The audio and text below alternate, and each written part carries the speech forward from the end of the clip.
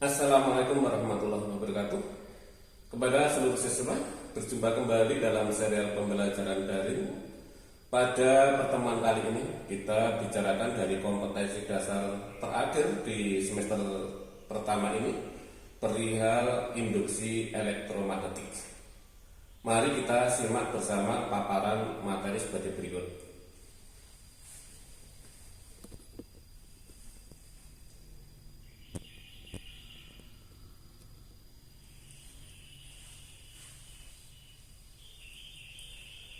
Bab 4, induksi elektromagnetik. 1. Pengertian daripada fluks magnetik. Fluks magnetik disimbolkan seperti ini, merupakan hasil kali antara komponen induksi elektromagnetik B yang tegak lurus bidang mempunyai luasan sebesar A. Kita perhatikan gambar. Ini ada sebuah bidang luasnya A, dari bawah bidang menembus medan magnet sebesar B. Maka sekarang muncul adanya fluks magnetik yang diberikan persamaan. Fluks magnetik sama dengan B dikalikan cosinus theta dikalikan A. Kita perhatikan gambar. Di sini garis yang tegak lurus dengan bidang itu namanya garis normal N. Jika arah medan magnet B tegak lurus dengan bidang, artinya apa? Tegak lurus dengan bidang berarti sejajar dengan arah garis normal. Maka kita maknai, kita artikan bahwa besar sudut theta sama dengan 0. Sehingga persamaan fluks magnetik sama dengan B dikalikan A, atau induksi magnetik dikalikan luas bidang tersebut. Untuk lebih jelasnya kita asumsikan sebagai berikut.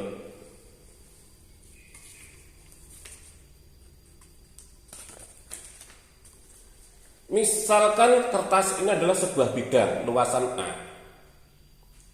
Dari bawah menembus medan magnet. Maka pada peristiwa ini sekarang muncul adanya fluks magnetik.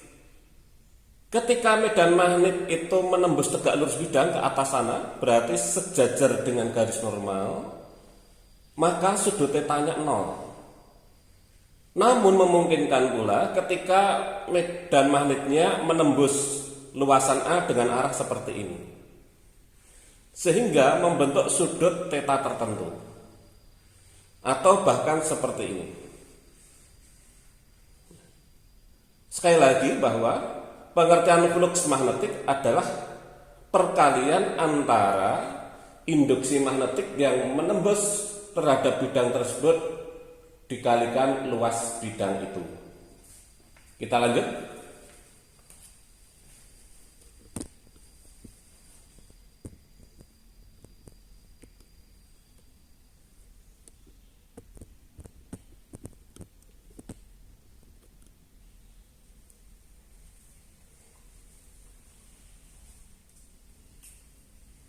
Nomor 2, gaya gerak listrik induksi sebuah kawat yang memotong medan magnet. Ini ada dua batang magnet, kita perhatikan gambar ini. Batang magnet utara, batang magnet selatan. Kita tahu bahwa medan magnet selalu muncul dengan sendirinya dari batang magnet utara menuju batang magnet selatan. Kalau kita lihat gambar ini berarti menuju ke bawah medan magnetnya. Ketika ada sebuah kawat yang saya tuliskan dengan warna merah, kita gerakkan di daerah medan magnet, maka kawat ini muncul adanya sebuah arus, dan arus itu dinamakan arus induksi. Jadi kalau saya gambarkan tadi, arah medan magnetnya ke bawah.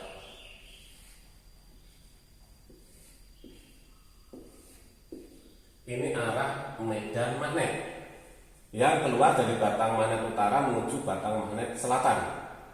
Kemudian ketika kumparan atau kawat ini kita gerakkan ke kanan, kita dorong ke kanan, maka pada kawat ini muncul arus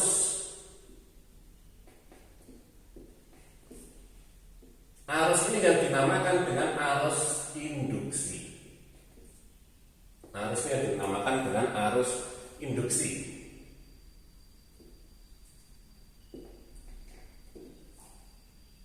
Nah, gambarkan kembali kawatnya. Ketika kawat digerakkan pada kawat timbul arus induksi. Bagaimana kalau kita tidak gerakkan? Kalau kita tidak gerakkan dalam artian kawat ini diam, maka tidak ada arus yang mengalir pada kawat ini, atau tidak ada arus yang timbul di kawat ini. Atau dengan bahasa lain, tidak ada arus induksinya. Jadi, agar arus induksi muncul dalam kawat ini, maka harus digerakkan. Gaya gerak listrik yang muncul adalah E sama dengan BLV.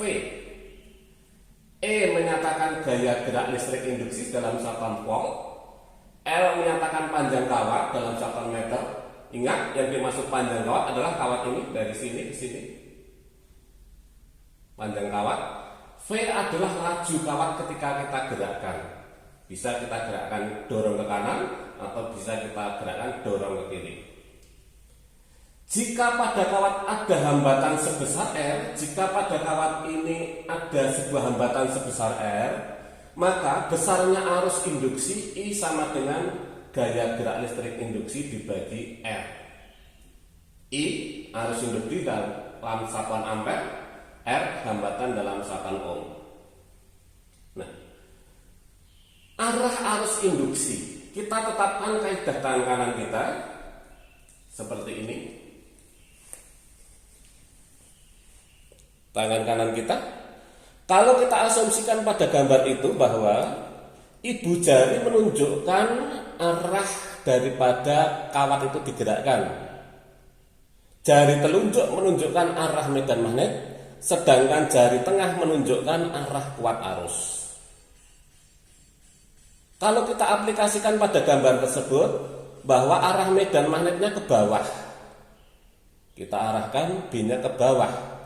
Ya, seperti ini. Kemudian digerakkan ke kanan, bukannya ke kiri. Seperti ini. Digerakkan ke kanan, berarti V-nya ibu jari ke kanan, medan magnetnya ke bawah, maka jari tengah kita itu menuju bidang atau masuk bidang. Ini menunjukkan arah arus induksi. Jadi sudah benar seperti pada gambar ini, medan magnetnya ke bawah, digerakkan ke kanan, maka kuat arus yang mengalir pada kawat ini adalah masuk bidang. Kita contohkan, jika kawat bergerak ke atas memotong medan magnet B yang menuju ke arah utara, tentukan arah arus induksi. Dari contoh soal itu bahwa kawat kita gerakkan ke atas, V-nya kita gerakkan ke atas, B-nya kita gerakkan atau kita arahkan ke utara seperti ini. Ya, sudah betul. Maka arus induksi yang muncul ditunjukkan oleh jari tengah adalah menuju ke barat. Ini pemahaman tentang gaya gerak listrik induksi sebuah kawat manakala kawat itu digerakkan di daerah medan magnet. Kita lanjut.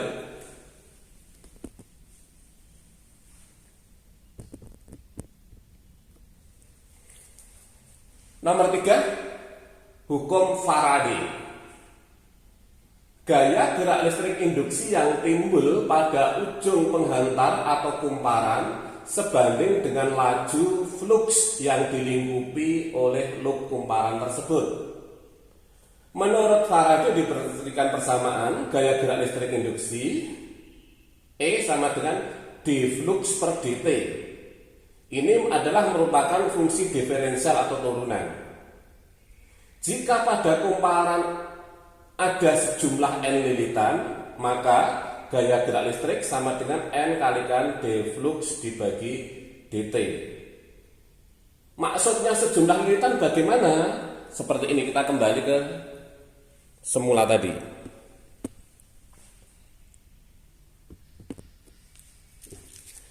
Seandainya kumparan ini banyak lilitan,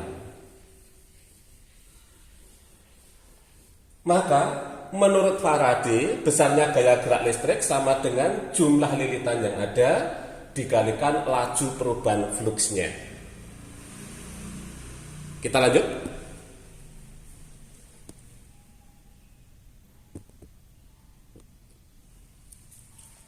Nomor 4, gaya gerak listrik induksi pada kumparan. Ini adalah sebuah kumparan atau lilitan. Kumparan ini kita berikan sumber tegangan E, saklar kita buka. Sesaat saklar ditutup, maka pada kumparan ini timbul adanya gaya gerak listrik induksi. Kalau saklar tidak ditutup, ya tidak ada gaya gerak listrik induksinya. Tapi sesaat setelah ditutup, maka pada kumparan ini timbul gaya gerak listrik induksi. Besar gaya gerak listrik yang timbul pada kumparan E sama dengan R kalikan DI per DT. DI per DT merupakan laju perubahan kuat arus. Sedangkan energi yang ditimbulkan dalam kumparan tersebut W sama dengan setengah LI pangkat 2. Oke, kita lanjut dengan beberapa soal. Mohon soal nanti Anda lanjutkan.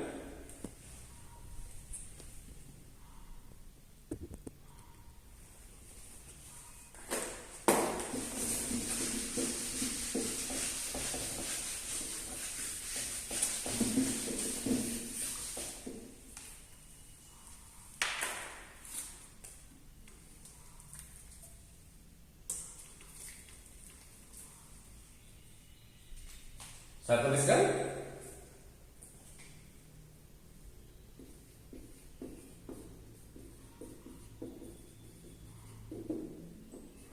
Soal nomor 1.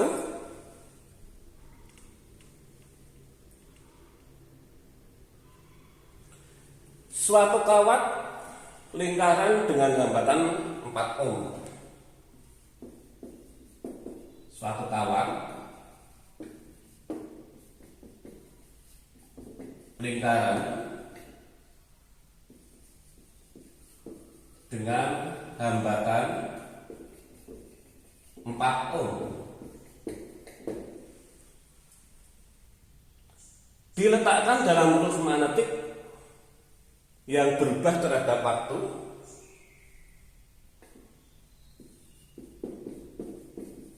diletakkan dalam flux magnetik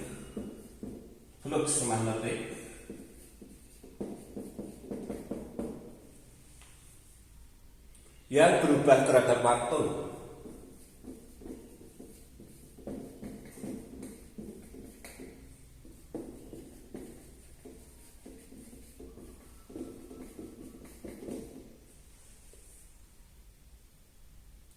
Dinyatakan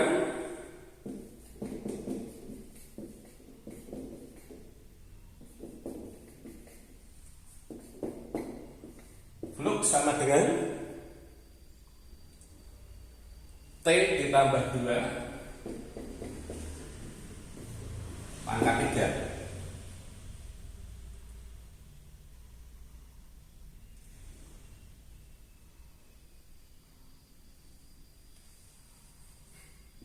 Flux dalam Weber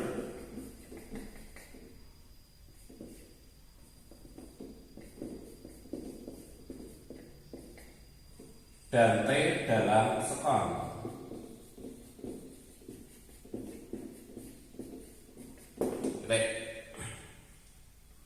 Tentukan kuat arus yang mengalir pada saat T sama dengan 2 sekon.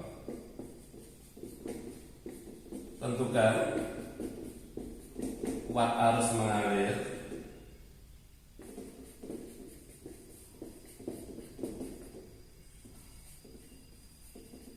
pada saat T sama dengan 2 sekon. Jawab.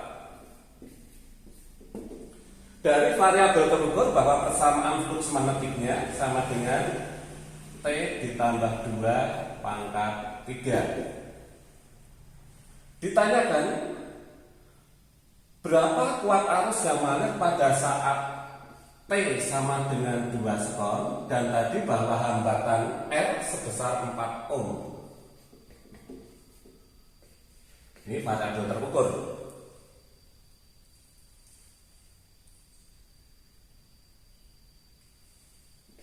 Kuat arus yang mengalir I sama dengan tadi berikan persamaan E per R. Oke, variabel R sudah diketahui 4 ohm, gaya gerak listrik belum. Menurut Faraday tadi bahwa E sama dengan D flux per dt.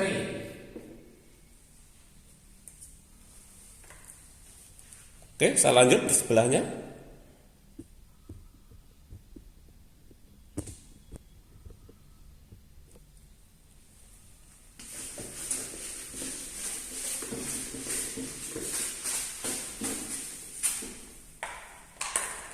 E sama dengan D flux per dt. D fluxnya tadi dinyatakan persamaan T ditambah 2 pangkat 3 dibagi dt. Ini merupakan turunan pertama terhadap fungsi waktu, atau turunan pertama terhadap waktu. Kita turunkan atau kita diferensialkan hasil turunannya 3 dikalikan T ditambah 2 pangkat 3 dikurangi 1 berarti pangkat 2, dengan memasukkan bilangan T sekarang 2 sekon. Maka dalam hal ini ketika bilangan T yang menyatakan waktu tadi dimasukkan sebesar 2 sekon, maka gaya gerak listrik sekian volt. Kemudian kuat arus dan sebelumnya variabel hambatan diketahui, bisa dilakukan analisa lebih lanjut. Anda lanjutkan nanti soal nomor 1 itu. Kita lanjut soal nomor 2.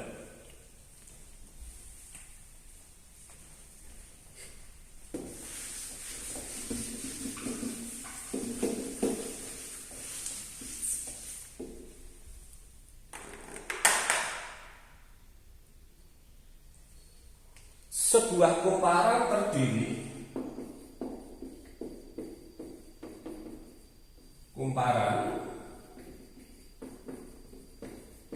terdiri dari 200 lilitan.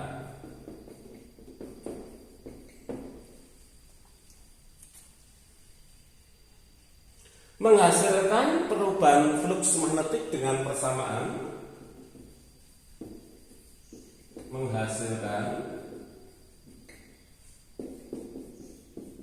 flux magnetik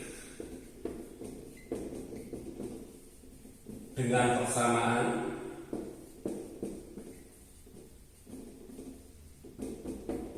flux sama dengan 4T pangkat 2 ditambah 2T ditambah 6.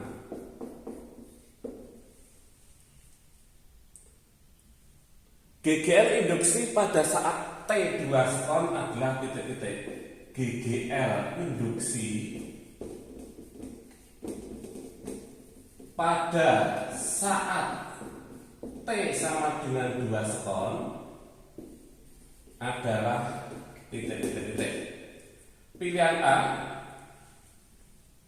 5600 volt. Pilihan B 5200 volt.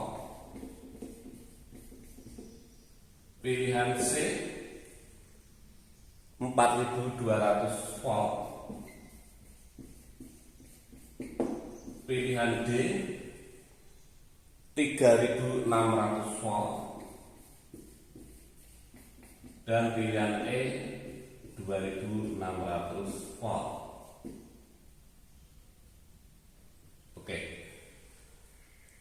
Nomor 2 nanti juga Anda lanjutkan dengan pemahaman bahwa sebuah kumparan terdiri dari 200 lilitan.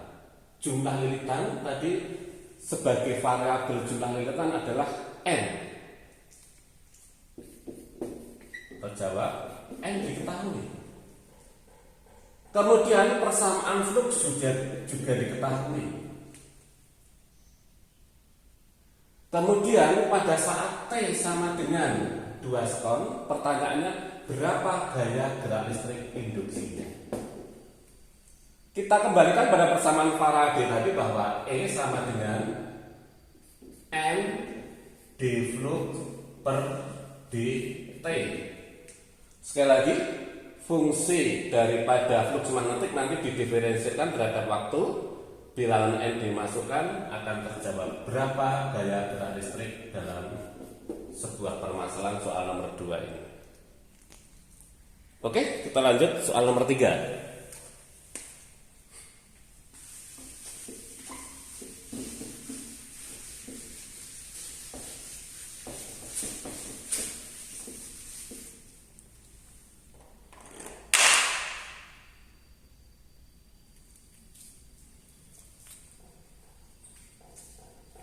Nomor 3, flux magnetik yang memasuki kumparan berkurang dari yang memasuki kumparan berkurang dari 10 Weber menjadi 4 Weber dalam waktu 4 sekon.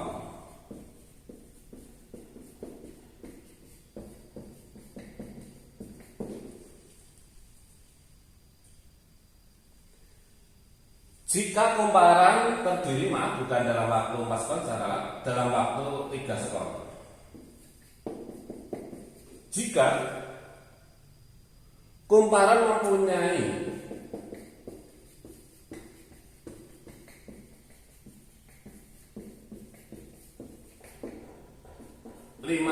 lilitan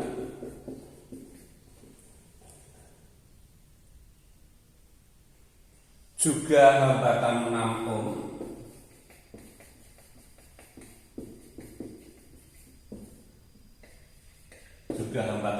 ohm, maka kuat arus pada kumparan adalah titik-titik.